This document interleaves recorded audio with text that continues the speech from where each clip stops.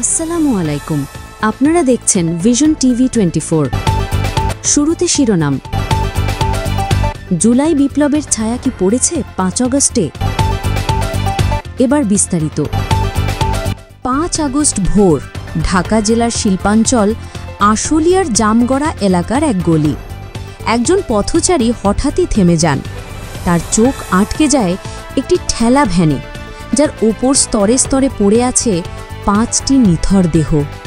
প্রথমে মনে হয়েছিল কেউ অসুস্থ কিংবা অজ্ঞান হয়ে পড়েছে, কিন্তু কাছাকাছি গিয়ে স্পষ্ট হয় এই মৃতদেহগুলো কেবল নিথর নয়, নিষ্ঠুর নির্যাতনের চিহ্ন বহন করছে। মুখ ঢাকা রক্তমাখা গামছা দিয়ে, শরীরে আঘাতের চিহ্ন, কারো হাত বাঁধা। ঘটনাটি শুধু বর্বরতা নয়, এটি যেন কোনো বার্তা বহন করছে।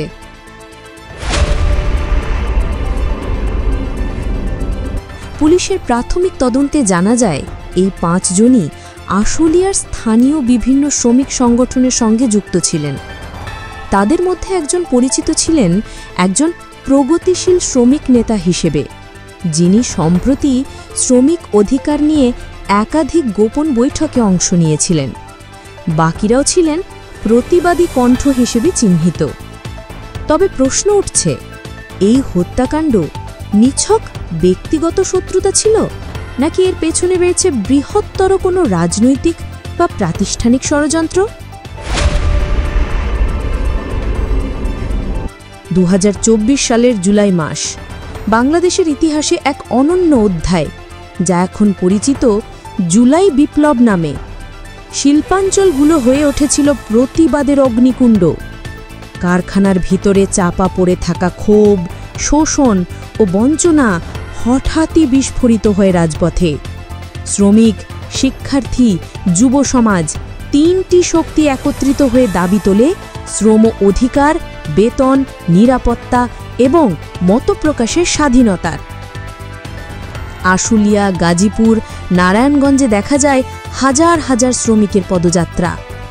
এই সময় অন্তত 35 জন শ্রমিক সংগঠক নিখোঁজ হন, যাদের কেউ কেউ গুম হয়ে যান দিনের আলোয়। এখনও অনেকের সন্ধান মেলেনি। এই প্রেক্ষাপটেই দাঁড়িয়ে 5 আগস্টের ঘটনার গুরুত্ব নতুনভাবে বোঝা যায়। নিহতরা কি সেই জুলাই বিপ্লবের অব্যক্ত যোদ্ধা ছিলেন? তাহলে কি তাদের এই পরিণাম ছিল পূর্ব নির্ধারিত?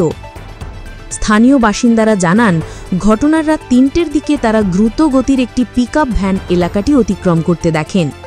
কিছুক্ষণ পরেই ওই ভ্যানটি ফেলে রেখে চলে যায় মুখোশধারী কিছু লোক।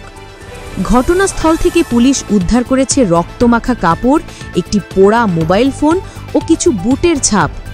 সিসিটিভি ফুটেজে দেখা গেছে 3 জন মুখোশধারী ব্যক্তি, কিন্তু তাদের শনাক্ত করা যায়নি এখনো। তদন্তের তত্ত্বাবধানে থাকা এক কর্মকর্তা নাম না প্রকাশের শর্তে বলেন, এটা ছিল নিখুঁতভাবে পরিকল্পিত। যাদের হত্যা করা হয়েছে তারা কারো না কারো জন্য হুমকি ছিল। নতুন ধারা নামের একটি ছোট শ্রমিক সংগঠনের উপর সন্দেহ প্রকাশ করেছে আইন শৃঙ্খলা বাহিনী। তবে মানবাধিকার সংস্থাগুলো বলছে, তদন্ত যেন রাজনৈতিক চাপের সামনে নত স্বীকার না করে, দায়ীদের পরিচয় আড়াল না হয়। শুধু এই হত্যাকাণ্ড নয়, গত 1 বছরে বিভিন্ন আন্দোলন কর্মীর অদৃশ্য হয়ে যাওয়া, মিথ্যা মামলা ও হুমকির অভিযোগ ক্রমেই বেড়েছে। তবে 5 আগস্টের ঘটনাটি অনেকের চোখে হয়ে উঠেছে ভয় ভীতি প্রদর্শনের নতুন ধরন। এই হত্যাকাণ্ড যেন একটি বার্তা, প্রতিবাদ করলেই থামিয়ে দেওয়া হবে।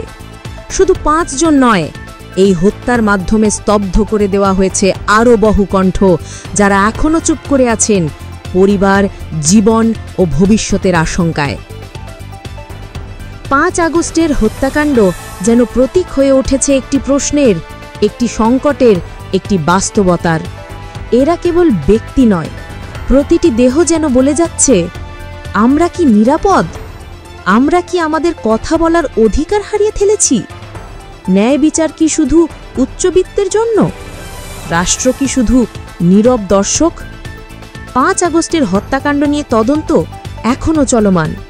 তবে সমাজ ও রাষ্ট্রের জন্য এই হত্যাকাণ্ড একটি স্পষ্ট বার্তা। যদি ন্যায় বিচার না হয়, যদি অপরাধীরা পার পেছায়, তাহলে আগামী বিপ্লব হবে আরও রক্তাক্ত। আর যদি এই হত্যাকাণ্ডের প্রতিটি প্রশ্নের উত্তর রাষ্ট্র না খুঁজে দেয়, তাহলে ইতিহাসের দায় থেকে কোনোভাবেই মুক্তি মিলবে না।